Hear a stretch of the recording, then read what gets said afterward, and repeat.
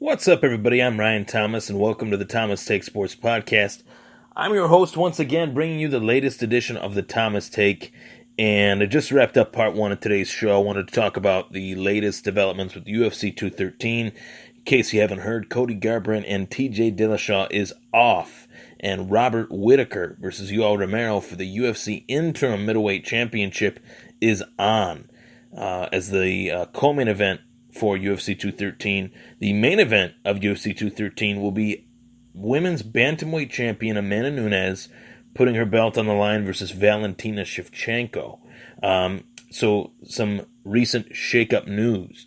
Other recent news in the sport of MMA, and it's a topic of discussion that is really, really interesting, is the possibility of a comeback attempt by the Iceman, Chuck Liddell, and Matt Hughes, the former UFC welterweight champion. Always regarded, one of the guys that's always will be regarded as one of the greatest UFC welterweights of all time. Before the days of GSP, most, if not everyone, said that Matt Hughes was the greatest UFC welterweight to ever live. So this is big news. The fact that these guys, these veterans, are this interested in making a return. Chuck Liddell, is in his late 40s, as is Matt Hughes. So one would think that they would have no reason to want to return to the octagon. They had long careers, storied careers. Both of them are legends.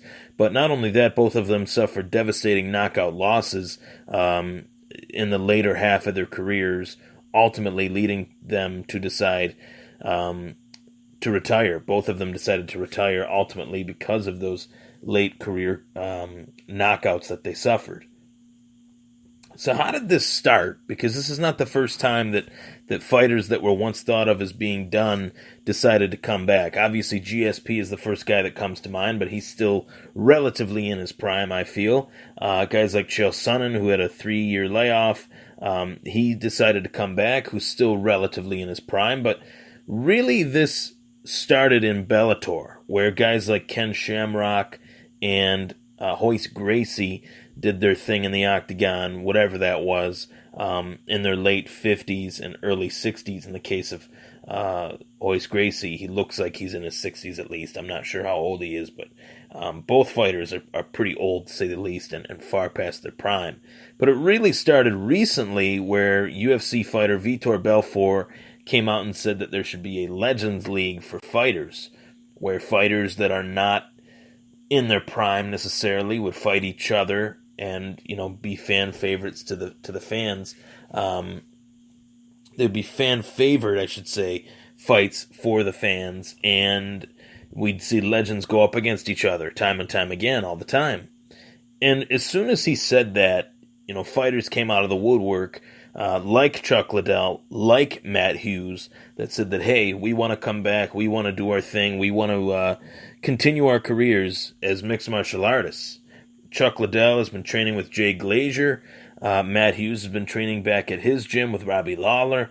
So there's been real reason to believe that these guys are in the gym again, working out, working hard, trying to get back into fight shape and prepare their bodies for a fight camp. That is not a fake rumor. These guys are getting back their six-packs, so to speak. Not the six-pack that you put on a coaster, the six-pack that you earn by burning some fat off in the gym. So, and obviously lifting weights, of course. So, only time will tell. And realistically, I have heard real news from real sources that have really been reliable that tell me that Scott Coker, the Bellator MMA president, is meeting with both Chuck Liddell and Matt Hughes to talk about their interest in their return. Matt Hughes seems to be far more legitimate in his interest. Chuck Liddell is kind of putting out the feelers, I think, looking for a reaction. And he got one from the second biggest president in the sport of mixed martial arts in Scott Coker. Scott Coker is no slouch. Scott Coker has done a lot for the sport. You could honestly say that Scott Coker has done a lot for the UFC, being that most of the Strikeforce talent that was in Strikeforce was basically submerged into the UFC, and Scott Coker discovered it. Guys like Luke Rockhold and Daniel Cormier, Ronda Rousey, 3 fighters that come to mind that were Scott Coker's fighters at one point. So he's a talented businessman in the sport of mixed martial arts. I'm very curious as to see what he will offer these guys in terms of sponsorship money, their return opponent, who will they fight? Matt Hughes has made it kind of clear who he would like to fight in Royce Gracie and get another win over a legend and kind of end his career on a winning note while getting a decent payday. Chuck Liddell, on the other hand, has not talked about an opponent whatsoever, stating that he would want the right opponent for his return. So there's a lot of moving parts here. We don't know what's going to happen. It's all speculation. But one fight that came to mind for me was a fight between Fedor Emelianenko and Chuck Liddell. I don't know if that's a fight that is of any interest to Chuck. I don't know if that's a fight that is of any interest to Fedor. But in terms of its fan value, in terms of being a fan favorite fight, Chuck Liddell, the face of the UFC that brought the UFC to the mainstream for quite some time, Fedor Emelianenko, regarded as one of the best MMA heavyweights of all time. So I really think that this could be a situation where we would see a great fight featuring 2 pioneers in the sport going up against each other, a fight that we never thought we would see. Also, maybe Chuck Liddell versus a guy like Dan Henderson. If Dan Henderson decided to do another fight, maybe Chuck Liddell versus Chael Sonnen. Maybe Chuck Liddell versus Randy Couture once again. So there are some fights out there where these guys are not ready to hang it up. They like the money. They enjoy training. They still train. And it's an interesting topic. Now, I don't know what this will do to help Bellator's brand, but future-wise, but I do think that these one-off Legends fights have kind of helped put Bellator on the map, for better or for worse.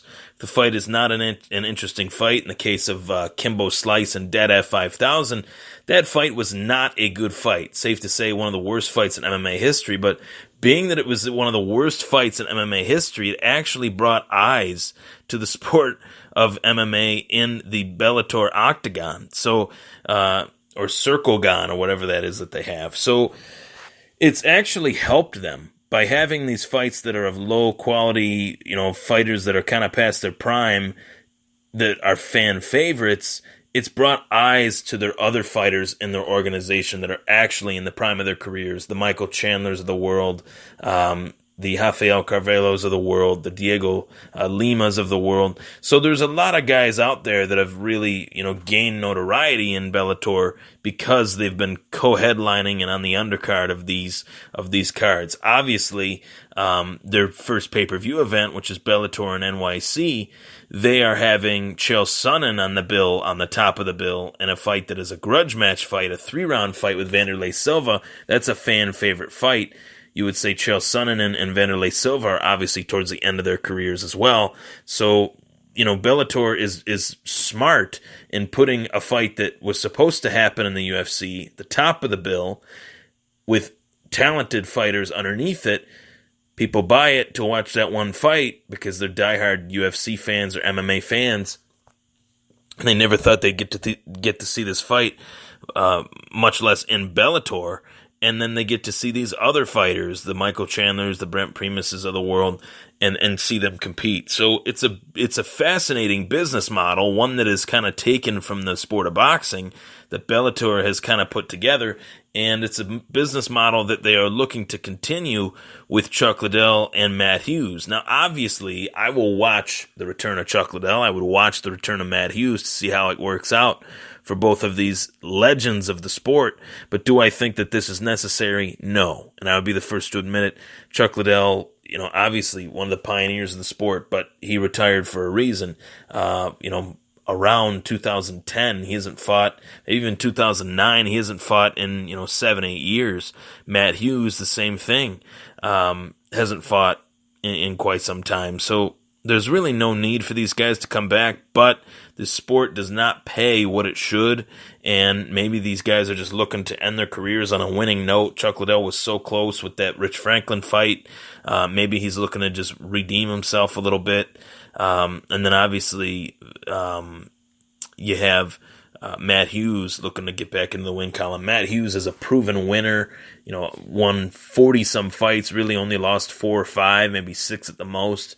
So has one of the best MMA records in the sport, and he's looking to get back in that win column. So ultimately, I don't think this will happen in the case of Chuck Liddell, but I do think it could happen in the case of Matt Hughes. And yes, I would watch it. If it's on Spike TV, if it's free, I'm going to watch it. If I'm paying $59.99 for it, I'm obviously not going to watch it. But I like what Bellator is doing, bringing back the guys that help build the sport. If these guys still want to compete, they know the risks of their health, that they're taking these chances. They know that what the majority opinion is of them, continuing to fight, but they don't care. Fighters are fighters till the day they die, and Matt Hughes and Chuck Liddell had a very tough time retiring. That was evident from the start. So that is my take on the possible comebacks of Chuck Liddell and Matt Hughes returning to the sport of MMA in the Bellator organization. That would be insane. 2 longtime UFC fighters, obviously that'll never get a shot in the UFC again, want to get that one last win for their career, and Chuck Liddell and Matt Hughes are looking to do so, not in the UFC, but in Bellator MMA. Take care, I'm Ryan Thomas. That was the Thomas Take Sports Podcast. Thank you for tuning in to both Part 1 and Part 2 of today's show. You can find me on Facebook.com at Facebook.com/Thomas Takeover. Also follow me on Twitter at Thomas Takeover, and subscribe to the YouTube channel, Thomas Take Sports Podcast on YouTube. Search it, click the red subscribe button, make it happen, follow the show, and also like that Facebook page. Obviously, as I said, Facebook.com/Thomas Takeover. That was the Thomas Take. I'm Ryan Thomas. Take care.